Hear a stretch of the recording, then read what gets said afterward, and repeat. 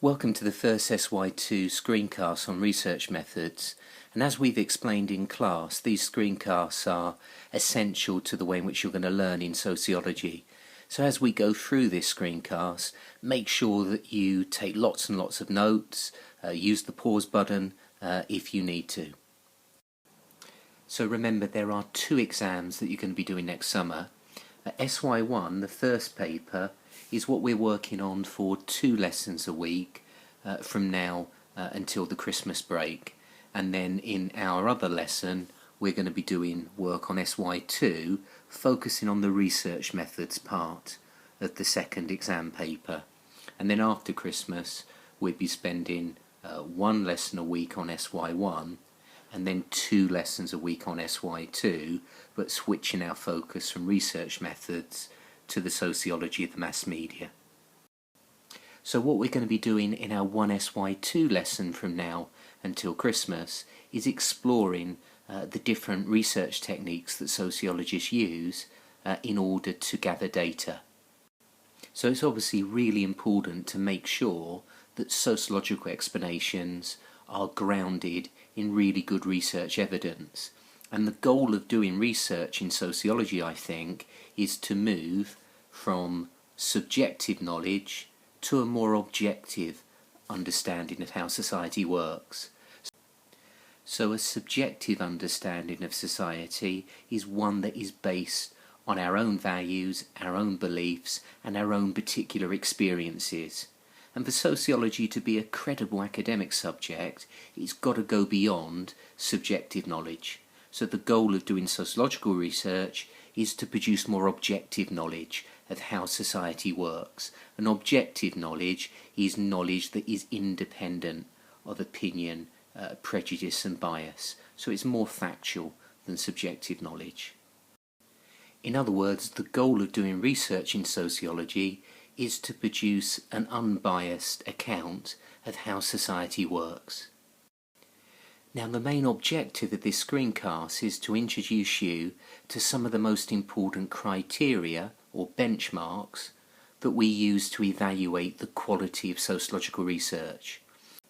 So we can evaluate the objectivity of sociological research by looking at its reliability, its validity, and its representativeness.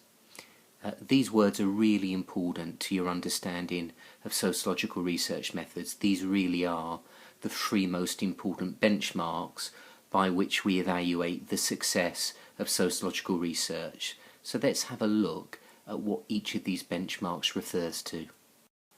So one of the most important benchmarks that we use to evaluate the quality of sociological research is reliability.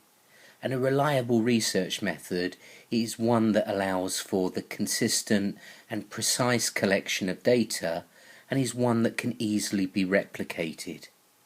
So a reliable method is one that can be carried out over and over again in the same way.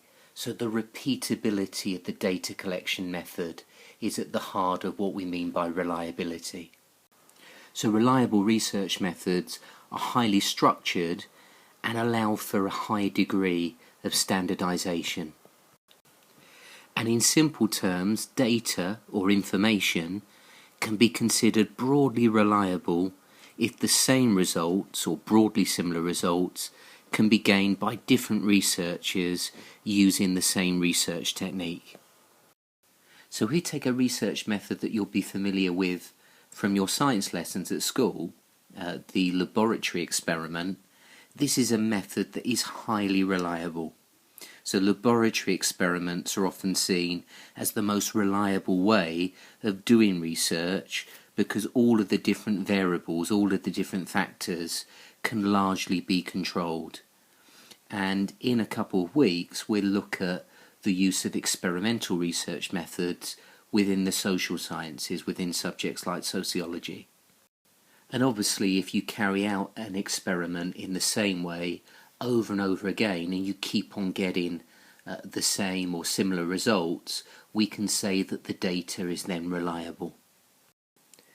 Now research is obviously only useful if it actually measures what it claims to be measuring. And in this respect, the concept of validity, the second key benchmark by which we evaluate sociological research, is particularly important. So the concept of validity refers to the extent to which the data we collect gives a true measurement or description of social reality. So a valid research method is one that truthfully captures what is really happening in society. And valid data will tend to have a depth and level of detail that gives the researcher a well-rounded picture of whatever they're studying. And perhaps the research method that gives the greatest level of depth and detail and therefore validity is a method called participant observation. And this is a research method that involves the sociologists immersing themselves in the lifestyle of the group that they wish to study. In other words, sociologists actually participate in the same activities as the group being researched and observe their everyday lives. And this is seen as producing valid data because participant observation allows the sociologist to really understand what is happening from the point of view of the group that's being studied. Now, students often confuse the concepts of reliability and validity, and it's important to bear in mind that reliable data isn't always valid data, or vice versa. So, for example, if we go back to the laboratory experiment method that we mentioned earlier, that's often seen as the most reliable method because the variables can be largely controlled by the researcher.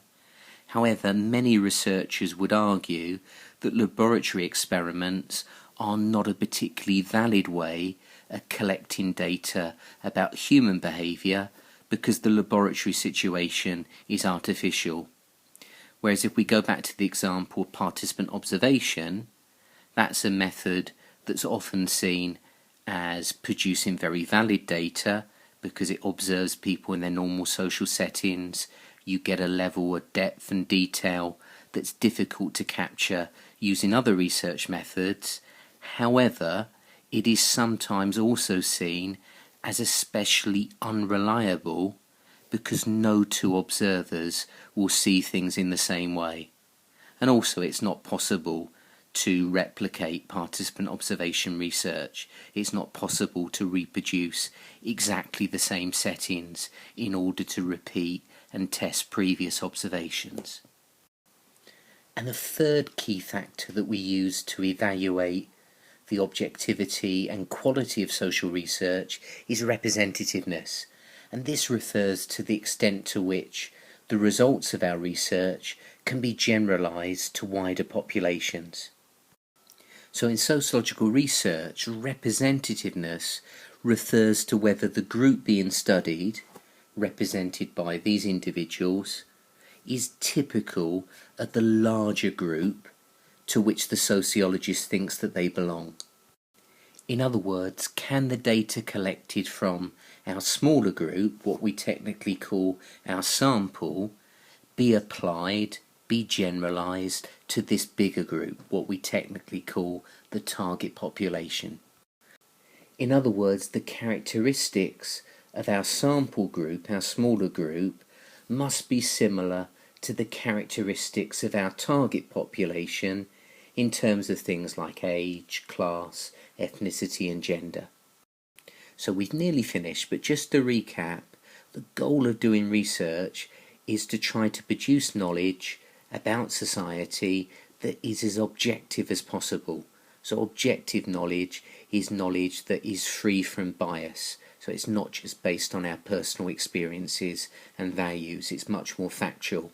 And in order to do that, we try to design research methods that are as reliable, as valid, and as representative as we can possibly make them. However, it's often very difficult to pick a single research method that fulfills all of these criteria.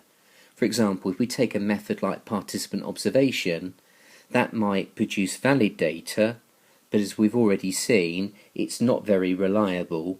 And also with participant observation, because you're only looking at a small group, and that small group may not be typical of a larger population, it may lack representativeness. And therefore, because research methods have their own strengths and weaknesses, if we've got the time, a common practice in sociological research is to use at least 2 different research methods when carrying out a piece of research, so that the different kinds of data will complement each other. And this practice of using at least 2 different research methods to study the same thing is technically known as triangulation.